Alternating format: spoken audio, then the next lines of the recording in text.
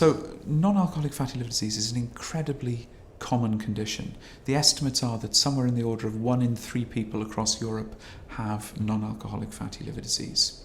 What we know is that in individuals who are overweight or have diabetes, high blood pressure or high cholesterol, fat accumulates in the liver. Now in many people that's all that happens and it doesn't do any lasting harm.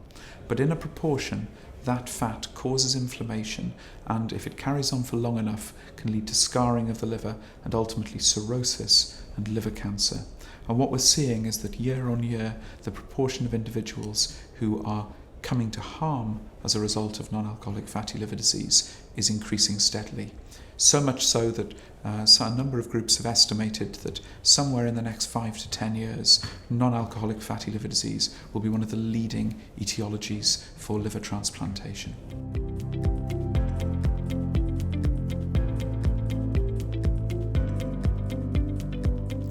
So this is really a public health question.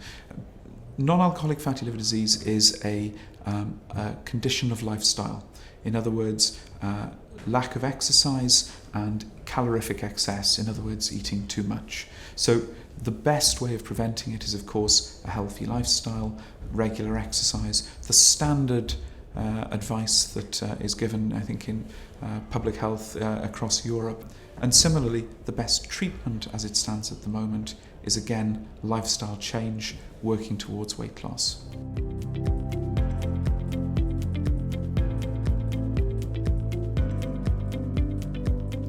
So it's a very exciting time in fatty liver disease at the moment. Currently, the best available treatment is really lifestyle change, so that's diet and weight loss.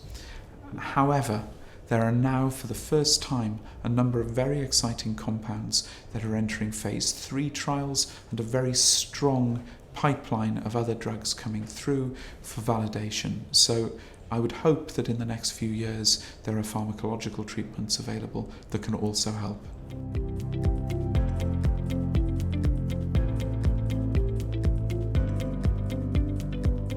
So Epass is a really important initiative that's funded under the EU Horizon 2020 scheme.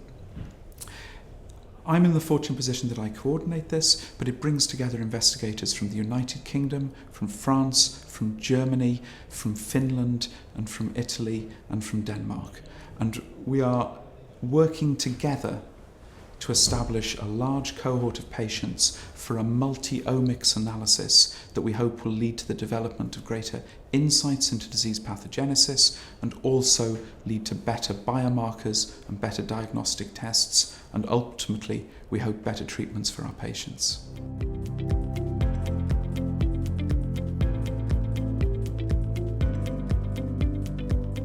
The prevalence of non-alcoholic fatty liver disease is tremendous, and yet the data we have on disease natural history is surprisingly limited. So one of the areas we're working on in Epass, but we wish to expand further, is a greater understanding of disease natural history and the prevalence and the resource that this condition is consuming. The current evidence would be that there is a substantial resource commitment related to non-alcoholic fatty liver disease in terms of healthcare and lives lost. And what we need to do now is get a better understanding of that so we can help the regulators and the policymakers to address this.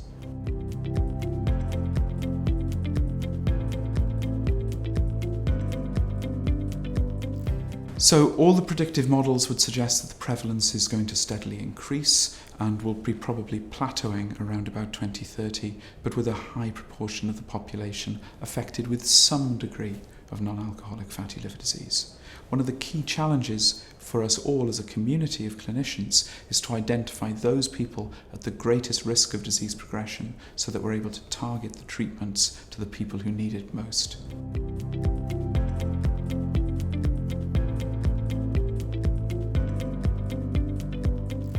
Being part of the EU has been incredibly beneficial.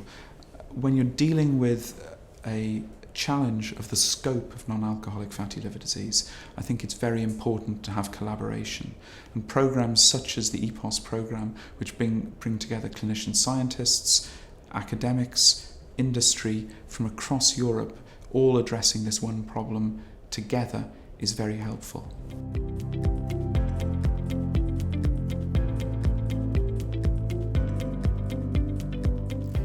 I think the key topic has to be non-alcoholic fatty liver disease.